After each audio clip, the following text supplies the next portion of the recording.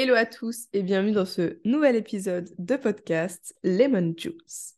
N'oubliez pas votre petite boisson fraîche, votre jus de fruits, votre jus de citron, peu importe. Aujourd'hui, on va parler de face cam ou aussi le fait de s'afficher en story sur ses réseaux, sur ses posts. Et surtout, j'avais une question à travers ça, c'était est-ce vraiment nécessaire de se montrer pour réussir? Je trouve que c'est une question qui est très intéressante. Une question que beaucoup se posent, surtout les personnes qui se lancent dans l'entrepreneuriat au début. Tout d'abord, moi, j'ai une première règle que j'aimerais bien instaurer, c'est que dans l'entrepreneuriat, on fait ce qu'on veut. Déjà, voilà, hop, les bases sont mises. On n'est clairement pas mis dans l'entrepreneuriat pour souffrir. Donc, si c'est quelque chose qui vous met hyper mal à l'aise, vous n'êtes pas à l'aise avec vous-même, vous vous sentez pas à l'aise de vous afficher, de vous montrer en story, ne le faites pas, en fait. Ça veut pas dire que vous ne le ferez pas dans un an, ça veut pas dire que vous le ferez, ça veut rien dire du tout. C'est à l'heure d'aujourd'hui, vous vous sentez pas à l'aise, ça vous met mal à l'aise, ne le faites pas. Juste, on n'est pas obligé de se forcer à faire des choses parce que d'autres le font. Et ça vaut tant pour le face cam en story que pour n'importe quel conseil. Personnellement, moi, je peux vous donner tous les conseils du monde, toutes les astuces du monde, toutes les astuces d'entrepreneuriat, toutes les astuces de marketing, toutes les astuces newsletter que vous voulez. Vous êtes en droit d'accepter ou de refuser de les mettre en pratique. Et voilà. Bien évidemment, si vous faites appel à quelqu'un pour une problématique qui vous donne les solutions, c'est des solutions qui fonctionnent, bien évidemment. Donc, forcément, il y a des choses qui accéléreront votre réussite, qui accéléreront votre engagement, voilà.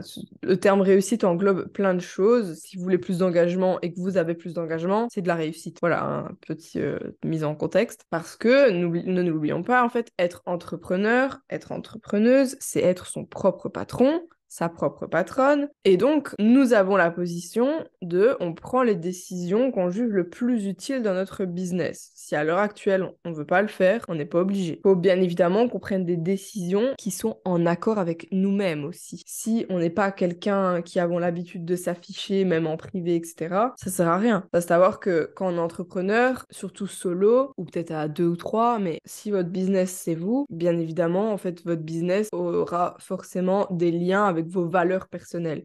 Si vous n'avez pas des valeurs à vous montrer, enfin une personnalité à vous montrer, etc., ça va être plus compliqué dans votre business, ça c'est clair. Maintenant, j'ai vraiment fait un comparatif des avantages et des inconvénients à se montrer en story. Du coup, qu'apporte vraiment le fait de s'afficher ou de montrer son visage sur ses réseaux? Il y a forcément des avantages et des inconvénients, et forcément, c'est important de peser le pour et le contre en fonction de vos objectifs et de votre niveau de confort, forcément, avec la façon dont vous êtes à l'aise avec la visibilité en ligne, quoi. Ça me fait bêtement penser à une histoire, je fais une petite parenthèse. Il y a un animateur radio ici en Belgique, j'ai appris ça hier, qui apparemment était absent hier au matin. C'est mon chéri qui me raconte ça, parce que lui, il écoute tout le temps la même radio au matin, et une autre radio, mais toujours la même après-midi. Et il m'explique qu'en fait, au matin, il y a l'animateur principal qui s'appelle Bruno, qui n'est pas là, et l'équipe dit juste, il va bien, vous inquiétez pas, mais aujourd'hui, il n'est pas là. Ok. Et l'après-midi, quand il écoute l'autre radio, l'animateur raconte qu'en fait, il s'est fait cambrioler chez lui, il a été menacé avec une arme, etc. Enfin, il s'est fait cambrioler chez lui, et on a volé chez lui, etc.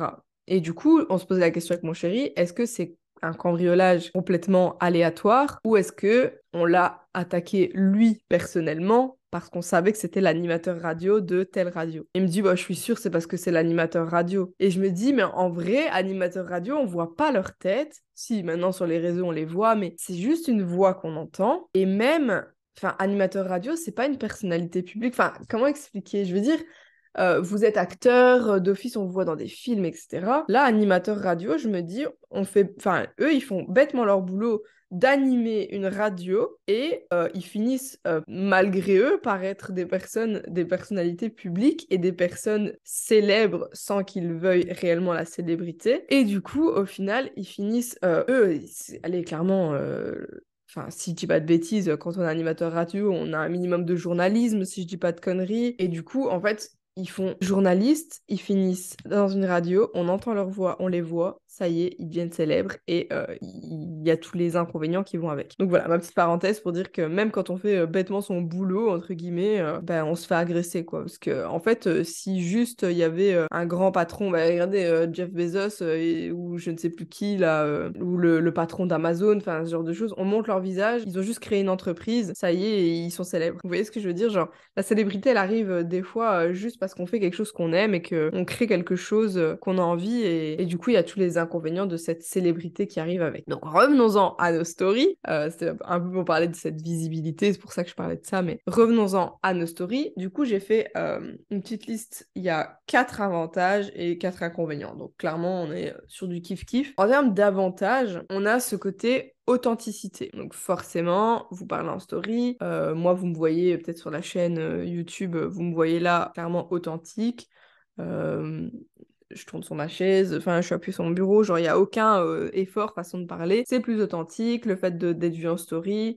On peut faire semblant, mais clairement le but de se montrer en story, c'est aussi d'être authentique. Donc ça amène une authenticité et ça met un visage sur un business. Et le fait de vous montrer, ça permet aux gens aussi de se sentir plus connectés avec vous. Deuxième avantage, on a création d'une relation plus forte. Donc forcément, comme je disais dans le point au-dessus, l'authenticité, on peut aider à créer des connexions. Et là, justement, le fait de se montrer, si on raconte quelque chose en story, etc., ça permet aussi aux personnes de soit se remettre en vous, de se voir en vous, etc. Et c'est plus facile de se connecter avec une personne plutôt qu'une marque ou un logo. C'est impersonnel en fait, c'est beaucoup plus personnel de se montrer soi. Troisième point, ça amène aussi à une certaine confiance et une certaine crédibilité parce que le fait de se montrer, ça permet aussi de montrer que vous pouvez être transparent, que vous pouvez vous montrer. Ça met un visage sur un business, encore une fois, et ça renforce la confiance de votre public qui vous regarde. Quatrième point, on a l'engagement parce que on dit, et ça je le remarque bien, les stories avec des personnes qui se montrent, ça a toujours plus tendance à obtenir un engagement beaucoup plus élevé. Les personnes écoutent vos stories. C'est un peu, clairement, c'est un peu du stalk, quoi.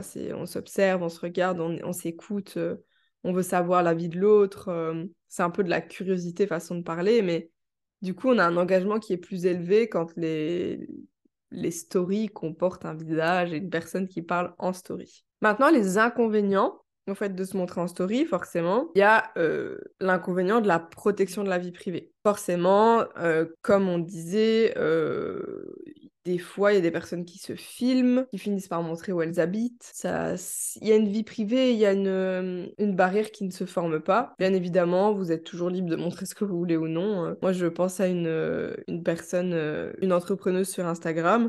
J'ai appris qu'elle était maman parce qu'on a fait partie d'un coaching de groupe ensemble, mais jamais j'ai vu ses enfants en story, en fait. Donc, libre à vous d'afficher ce que vous voulez ou non. Maintenant, c'est vrai que la vie privée peut vite être atteinte à partir du moment où vous allez vous montrer en story et raconter des choses. Deuxième inconvénient, c'est le harcèlement en ligne. Forcément, vous vous montrez. Si après vous avez plus d'engagement, plus de visibilité, vous risquez d'attirer des personnes malveillantes, forcément. Et du coup, peut-être amener à du harcèlement et à des gens complètement débiles. Et avoir aussi des commentaires désagréables. Je pense notamment à Laura Salenta, avant c'était Laura Coach Digital, et Margot Cunego, qui clairement partagent constamment en story des débiles qui passent leur temps à écrire des commentaires, mais franchement, je sais pas d'où ils sortent ceux-là. C'est des trolls, clairement, mais je ne comprends pas comment on peut passer son temps. Enfin bref, on en revient à l'épisode précédent où je vous disais, je comprends pas l'énergie qu'on passe à faire des choses négatives, bref. Mais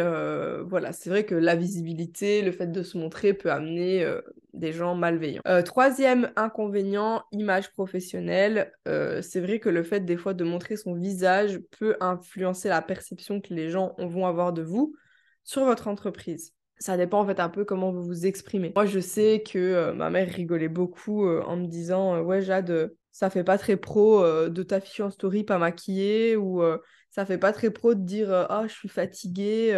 Et je lui disais mais en fait maman, je dis ça montre aussi que on n'est pas toujours tout beau tout flamme, qu'on n'est pas toujours on fire dans notre business, qu'il y a des jours où on est fatigué et que maintenant on met beaucoup plus le point sur se reposer quand il faut pas travailler des heures et des heures, que oui, l'entrepreneuriat, c'est la liberté, mais c'est aussi la liberté de se dire, ben, on est jeudi matin, je me repose, voilà. Donc, c'est plus dans ce but-là que je m'affichais à ce moment-là. Bon, après, il y a des choses, c'est vrai que peut-être que j'affichais qui paraissaient peut-être pas pro. Par contre, le fait de s'afficher pas maquillée, ça c'est un gros point. Ça, je m'en moque totalement. Là, je vous filme mon podcast, je suis pas maquillée du tout, rien à cirer. Mais parce qu'en fait, je suis pas une grosse boîte qui doit absolument montrer un certain standing, etc. Non, moi, clairement, mes valeurs, c'est la bienveillance, c'est l'authenticité, c'est le professionnalisme.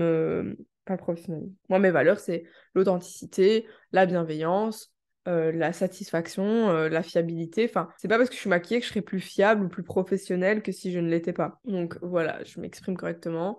De toute façon, j'ai clairement envie d'attirer des personnes qui sont comme moi, qui se prennent pas trop la tête, qui sont pas trop je me maquille et je fais des airs sur Insta. Genre ça, c'est pas moi, c'est pas ma personnalité. Et les personnes, je sais très bien qu'elles viennent à moi parce que j'ai une personnalité naturelle. Et voilà, on en parlait notamment avec Manu dans un live qu'on a fait à toutes les deux sur Insta. Elle me dit, elle qui venait du milieu du salariat, elle était un petit peu, pas choquée, mais un peu en mode interpellée. C'est genre moi, le premier message que je lui ai envoyé, c'était coucou ma biche. Et je lui ai dit un truc, je sais plus c'était quoi, mais c'est comme ça. Moi, je parle comme ça aux gens qui m'envoient des messages.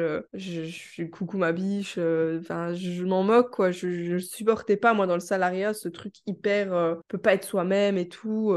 Je ne supportais pas ça du tout. Du coup, je me suis dit, dans l'entrepreneuriat, jamais je ferai des airs en mode à parler avec des gens trop... D'ailleurs, dès qu'il y a des gens qui me demandent des infos et qui sont un petit peu trop en mode corporate, à faire des phrases de fois, je suis en mode, mais parle français en fait. Est-ce que tu parles comme ça à tes enfants? Non. Donc, me parle pas comme ça. Parle-moi comme à tes enfants. Non, mais clairement, faut arrêter de faire des airs des fois. Faut juste soyons authentiques et naturels, quoi. Merde. Et le quatrième point, c'est dépendance à l'apparence physique. C'est vrai que des fois, le fait de se montrer, ça peut amener une dépendance à toujours faire attention à comment on s'affiche, comment on se montre, etc. Donc faire très attention à ça, pas toujours faire attention en mode ah, je dois absolument être nickel, etc. Ça sert à rien. Donc vraiment, en fait, la décision de montrer ou non votre visage, ça dépend vraiment de vos objectifs, ce que vous voulez atteindre, de votre stratégie aussi, le fait si vous êtes à l'aise ou pas, votre confort. Donc voilà, c'est tout un équilibre à avoir que vous devez mettre en place et que vous êtes seul à décider et que personne ne peut vous imposer à faire clairement. Maintenant, j'ai fait une petite liste de si vous voulez montrer votre visage mais vous savez pas vraiment par où commencer, que vous avez peur, etc. Déjà, commencez par faire un boomerang. Vous voyez sur Instagram le petit truc qui fait d'un côté puis d'un autre, etc. Déjà là, ça permettra de montrer votre visage mais sans forcément devoir parler, donc pas de story face cam. Après, si vous voulez passer un cap, ben en fait, préparez ce que vous allez dire en story. Écrivez en quelques points, pas du mot à mot non plus, mais en quelques points les idées que vous voulez développer dans votre story. Faire des stories courtes aussi, ça peut vous aider déjà dans un premier temps à passer le cap de vous montrer et de parler. Et puis vous allez allonger la durée au fur et à mesure. Et puis vous allez vous lancer le défi de faire une story sans l'avoir préparée. Et là, peut-être qu'au début vous allez bégayer, etc. Mais franchement, c'est vraiment à force de pratiquer, à force de faire des stories qu'après vous allez vous sentir de plus en plus à l'aise, quoi. Et le principal aussi, ne faites pas une story juste pour dire de faire une story parce que vous n'en avez pas fait, etc. Non. Franchement, c'est tellement mieux une petite image de votre ordinateur, de ce que vous êtes en train de faire, plutôt que juste dire une story pour dire oh, j'ai mangé une soupe ce midi. Ça sert à rien. Faut garder à l'esprit que ça doit apporter quelque chose à vos abonnés. Donc, est-ce que vous racontez une galère dans votre entreprise, du coup, ils vont se sentir plus proches de vous? Est-ce que vous leur apportez quelque chose, vraiment en termes éducatifs? Est-ce qu'ils vont apprendre quelque chose? Est-ce que vous parlez de vos services et que du coup, ils pourraient être intéressés par vos services? Enfin, voilà. Faut vraiment que ça apporte quelque chose et que ce soit pas des trucs complètement inutiles non plus en story. Faut pas parler en story juste pour parler en story. Parce que les stories, c'est vraiment une vraie stratégie à intégrer dans toute votre stratégie marketing et dans toute votre stratégie business. Donc, pas dire n'importe quoi. Voilà pour cet épisode. J'espère qu'il vous aura plu. N'hésitez pas à noter ce podcast, à me dire peut-être sur Instagram si cet épisode vous a plu. N'hésitez pas à partager aussi. Vous pouvez écouter ce podcast sur Spotify, Apple Podcast ou Google Podcast ou sur ma chaîne YouTube également si vous voulez me voir faire mes petits airs. Voilà. Bref. En attendant, moi je vous dis à la semaine prochaine. On se retrouve pour un nouvel épisode de podcast. Ciao!